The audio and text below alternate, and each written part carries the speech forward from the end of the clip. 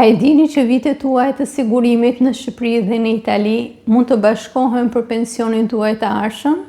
Si funksionon ky bashkim periudhash dhe kush mund të jenë përfituesit? Cilat janë rregullat që mundësojnë që të kemi një totalizim të periudhave të sigurimit mes Shqipërisë dhe Italisë dhe nga ana tjetër cilat janë rregullat që ndalojnë totalizimin e shumëfisht? Të nderuar miq, në episodin e 6 të ciklit Pensioni Shqipëri dhe Itali shpjeguar nga Teuta, do të flasim pikërisht për totalizimin e periudhave të sigurimit mes Shqipërisë dhe Italisë. Njëkohësisht do të sjell në vëmendjen tuaj se çfarë gabimesh që duhet të shmangni kur të aplikoni për pension në Itali. Abonohuni tani në kanalin tim në YouTube Teuta Nuna e Kortolçe dhe lini pyetje dhe komente tuaj për çdo paqartësi dhe problematikë që keni. Dhe unë do të përgjigjem personalisht në momentin më të parë. Unë ju ftoj të na ndiqni deri në fund të këtij episodi, pasi është një mundësi shumë e mirë për ju të nderuar miq që të merrni në kohë reale informacionin e plot dhe njëkohësisht shumë thjesht, por edhe shumë të saktë për aplikimin e totalizimit të periudhave mes Shqipërisë dhe Italisë, i cili në këtë rast për një numër shumë të madh qytetarë shqiptar është shumë i domosdoshëm. Por cili është qëllimi i marrëveshjes së pensioneve mes Shqipërisë dhe Italisë për totalizimin e periudhave?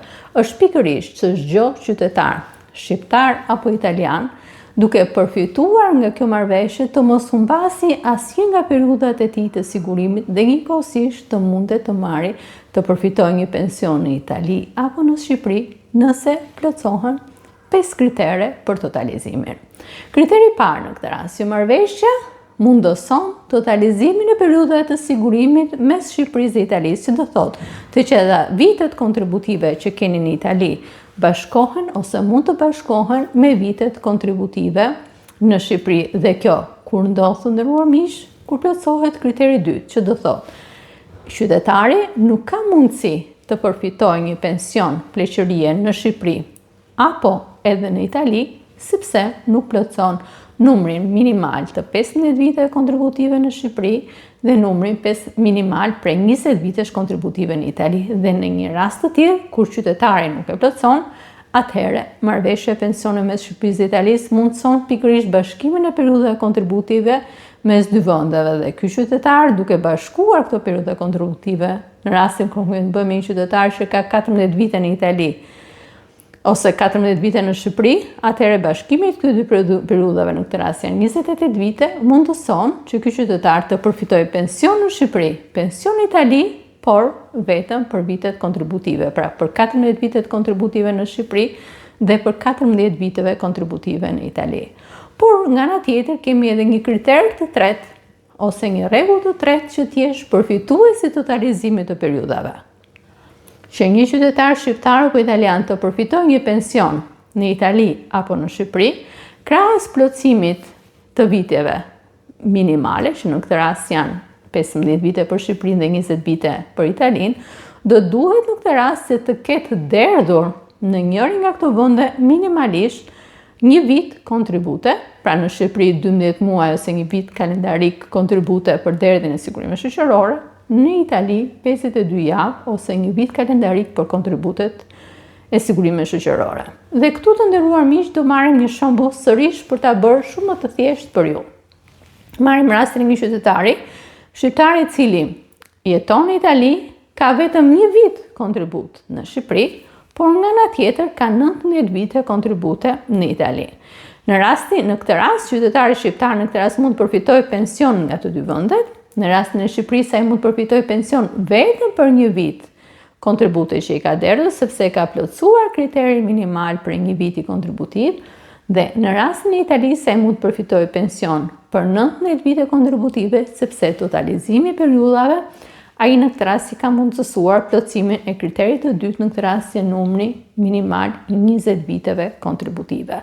Pra për pensionin e pleqërisë, pra të nderuar miq, për të përfituar nga totalizimi i periudhave, do duhet në këtë rast që të jesh përfitues i një pensioni, do duhet të kesh derdhur minimalisht një vit kontribut, si në Itali edhe në Shqipëri. Por çfarë ndodh në këtë rast me qytetarët e cilët kanë më pak se një vit kontributiv në njërin nga shtetet? Dhe këtu në këtë rast është rregulli i 4 i totalizimit të periudhave. Por qytetarët të cilët kanë më pak se një vit kontributiv në njëri nga shtetet, ata në këtë rast nuk mund të jenë përfitues pensioni për këtë periudhë.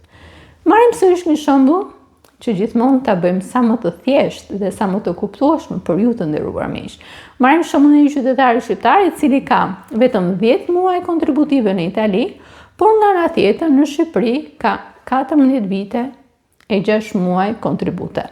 Në një rast të tillë, nëse nuk do kishim një marrëveshje, qytetari nuk do përfitonte pension nga asnjëri prej vendeve, pra flasim gjithmonë për pensionin e pleqërisë. Marrëveshja mundson bashkimin e periudhave kontributive dhe në këtë rast, periudha kontributive 14 vjet e 6 muaj në Shqipëri bashkohet me periudhën e kontributive në Itali 10 muaj dhe qytetari në këtë rast plotson kushtin minimal për pension pleqërie 15 vjet, sepse totalizimi i mundson 15 vjet e 4 muaj. Por nëse ai në Shqipëri përfiton një pension pleqërie për periudhën, pra edhe pse bashkimi i periudhave kontributive sjell një totalizim periudash prej 15 vite e 4 muaj, ai do marrë në Shqipëri një pension prej 14 vitesh e 6 muaj. Por çfarë ndodh për këtë qytetar në rastin e Italisë, duke qenë se ai ka vetëm 10 muaj kontribute? Në këtë rast, ky qytetar nuk mund të përfitojë një pension pleqërie në Itali, sepse ai nuk ka derdhur një vit kontributiv, por vetëm 10 muaj.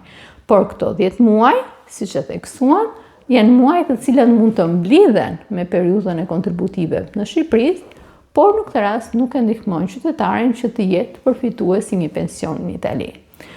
Totalizimi i periudhave në këtë rast na ofron edhe një rregull të pestë. Dhe është një term që neve do ta trajtojmë për herë të parë në episodet tona, por njëkohësisht janë rregulla të cilat neve i kemi gjetur tek dokumentat e INPS-it ku flasim për totalizimin e shumëfisht. Dhe një dokument i posaçëm e INPS-it thekson në këtë rast se totalizimi i shumëfisht nuk mundsohet nga marrëveshja e pensioneve mes Shqipërisë dhe Italisë, sepse kjo marrëveshje është një marrëveshje dypalëshe dhe mundëson vetëm totalizimin e periudhave mes dy vendeve tona. Kur flasim për totalizimin e shumëfisht, do thotë që të ketë totalizim periudhar sigurimi në më shumë se dy vende. Kjo marrëveshje, ofron totalizimin e periudhave Shqipëri dhe Itali. Dhe këtu në këtë rast, për ta bërë më thjesht totalizimin e shumëfisht të nderuar miq, marrim rastin për të gjithë ato qytetarë shqiptar të cilët kanë periudha sigurimi në Itali, në Shqipëri, por edhe në një vend të tretë, mund të marrim rastin e Italisë, rastin e Greqisë ose rastin e Gjermanisë, ose të kujdo vendi tjetër. Ku flasim për totalizimin e shumëfisht, në këtë rast marrëveshja lejon vetëm totalizimin e dy shteteve. Dhe kur bëhet mbledhja e periudhave të sigurimit mes Italisë dhe në Shqipërisë, nuk bashkohet edhe periudha e sigurimit në Greqi. Por vetëm mes këtyre dy vendeve, sepse marrëveshja është marrëveshje dypalëshe dhe nuk është në këtë rast një marrëveshje e cila ta mundësoj totalizimin e shumëfisht. Në rastin e Italisë, të nderuar miq, mund të sjellim shembullin që Italia ka një marrëveshje me Argjentinën dhe kjo marrëveshje e lejon totalizimin e shumëfisht, do thotë një qytetar italian që ka vite kontributive në Argjentinë, në Itali, po mund të ketë edhe në Gjermani, ai në këtë rast mund të realizojë bashkimin e këtyre periudhave kontributive në të tre vendet. Pra marrëveshja e pensioneve Shqipëri me Itali nuk e lejon totalizimin e shumëfisht.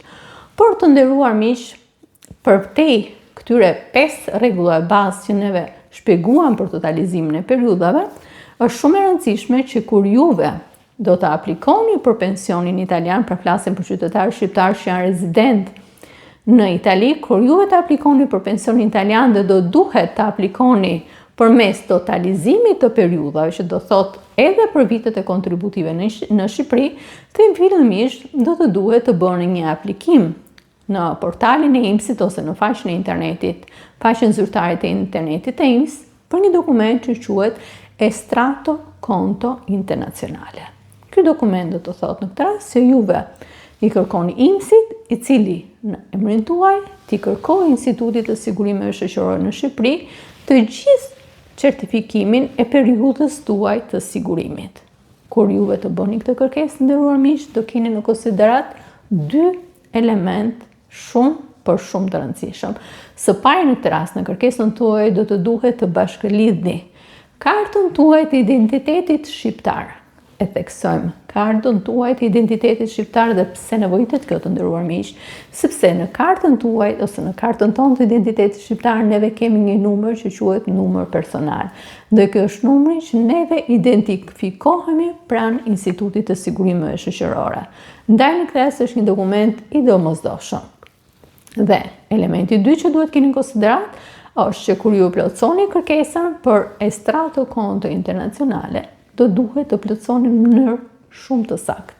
Në një kohësisht me dokumentacion shoqërues të gjitha periudhat tuaja të sigurimit në Shqipëri, veçanërisht periudhat përpara 1 janarit 2012. Dhe këtu në këtë rast të nderuar miq, sepse Instituti i Sigurimeve Shoqërore përpara kësaj date nuk e ka arkivën elektronike, që nuk kupton për gjitha periudha juaj e sigurimit përpara 1 janarit 2012 është një periudhë e cila do verifikohet manualisht, që do thot rast pas rasti, dosje pas dosje, regjistër pas regjistri.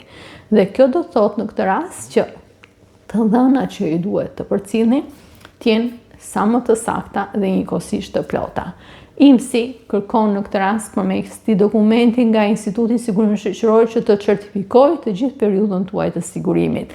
Dhe vetëm pasi bën certifikimi i periudhës së sigurimit, dhe këtu të nderuar miq, ndalim sërish në një element të rëndësishëm, se si bëhet komunikimi mes IMSI dhe njëkohësisht me Institutin e Sigurimeve Shoqërore, dhe komunikimi të nderuar miq bëhet elektronikisht.